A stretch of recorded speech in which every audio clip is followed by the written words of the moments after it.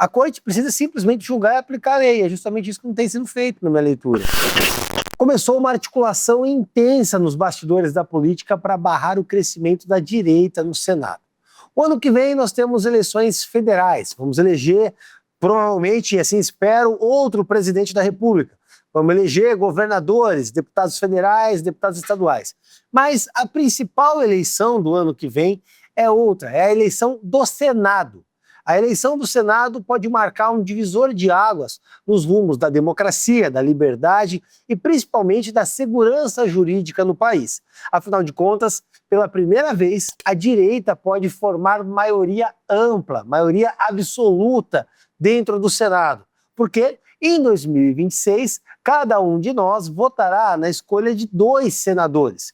Você deve lembrar, você vota para um senador, depois você vota para outro senador. E os 2 mais votados alçam a cadeira daquele estado. Essa votação vai promover uma substituição, uma renovação de até 2/3 do Senado. Somando aos atuais senadores de oposição, naturalmente a gente pode ter um ambiente muito mais favorável para a fiscalização do STF. Afinal de contas, é bom lembrar a todo mundo que você reclama do STF, você fica bravo com o ministro, você acha que o cara está errado, mas quem é responsável por fiscalizar? Quem é responsável por eventualmente levar a cabo um impeachment de um ministro do STF?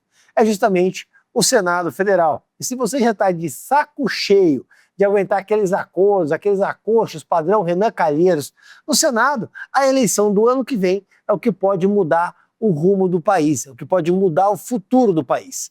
E é um voto importantíssimo, serão 2 cadeiras. Por isso, é importante que na hora do voto do Senado a gente tenha consciência de quem estamos votando, e não no sujeito que aparece com uma melancia no pescoço, se dizendo de direita, mas você nem sabe de onde ele veio, a quem ele vai. A grande questão é que o perigo dessa mudança à direita do Senado Federal tem promovido uma movimentação nos bastidores. E sabe de quem? Um ministro do STF, pelo menos é o que disse o Lauro Jardim. E segundo ele, esse ministro estaria articulando com governadores de esquerda, com um alinhamento mais pragmático ou de esquerda, que não sejam um opositor ferrenho, para que estes governadores venham disputar cadeiras no Senado no próximo ano, para com a sua popularidade, de alguma maneira, conter o avanço da direita no Senado. O medo do STF é simples. Se o Bolsonaro tiver maioria absoluta, maioria qualificada, tiver 2/3 do Senado, a possibilidade de abrir o impeachment de um ministro do STF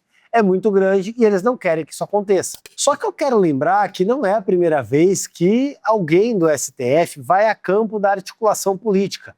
Na manobra contra o voto impresso, Maia e Alexandre de Moraes trabalharam para barrar esse voto, que tinha sido aprovado na Câmara dos Deputados, projeto que era uma emenda do próprio presidente Bolsonaro. O interessante é que havia um acordo para votar essa PEC, mas interessante, depois do encontro de Maia e Alexandre de Moraes, os líderes misteriosamente começaram a retirar os pedidos. E não para por aí, o próprio Lula está trabalhando nessa hipótese de convencer governadores e pessoas de centro, centro-esquerda, para disputar o Senado e barrar o avanço da direita. O medo é muito grande. O que eles esquecem é que o fenômeno que impulsiona o Bolsonaro não é apenas de direita, é um fenômeno antissistema, é o mesmo que impulsiona o Trump, é a ruptura do atual sistema.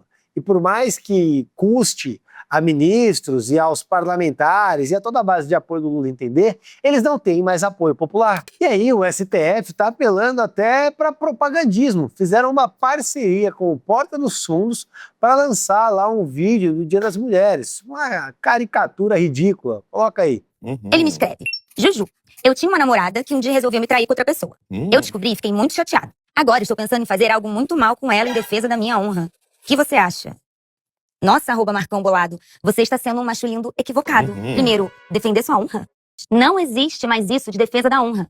Isso mesmo. Desde 2021, isso não vale mais como desculpa pra fazer bobagem. Ué, não pode não, é? Virou vacila? Sempre foi, senhor Topzerinho. Mas isso é patético, não tem aproximação com a população. Como eles querem se aproximar da população com uma atriz esquerdista segurando uma placa da Marielle Franco? E é até engraçado, né? Porque na abordagem é discutido ali a mudança da posição sobre a legítima defesa da honra, algo que já tinha caído em desuso. E eles utilizam isso para, de alguma maneira, tentar melhorar a popularidade da corte. Mas a corte não precisa de popularidade, afinal de contas ela não é eleita. A corte precisa simplesmente julgar e aplicar a lei. É justamente isso que não tem sido feito na minha leitura. Mas vale lembrar que, além da atriz, o Porta dos Fundos é conhecido por atacar a fé cristã, como aqueles tradicionais especiais de Natal que já pintaram Jesus de gay, enfim, e que a todo tempo atentam contra a fé das pessoas. Segundo o STF, o Porta dos Fundos pode ridicularizar a imagem de Jesus Cristo, porque é liberdade de expressão. Mas tenta você ridicularizar o Flávio Dino pelo peso dele para ver o que acontece. E aí tem essa matéria aqui, ó. O STF não tem a menor condição de reorganizar o sistema político,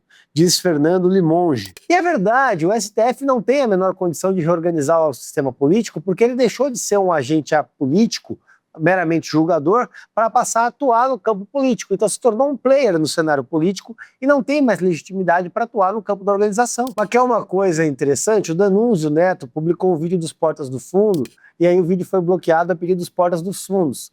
Ou seja, eles querem se aproximar da população censurando, vai dar certo. O legal é que antes o Porta dos Fundos, quando, sei lá, por algum motivo era mais independente, até fazia críticas ao STF. Dá uma olhada aqui, ó. Quem não se lembra daquele vídeo dele de chamar o Gilmar, da questão do posto Ipiranga? Mas eu me pergunto, será que hoje eles fariam um vídeo falando quem é a vítima, o juiz e o promotor? Acho que não, né? Mas enquanto todo mundo passa fome, padece no governo Lula e é censurado, o Barroso foi acompanhar o carnaval na Sapucaí, do lado do Xalita. Incrível, né?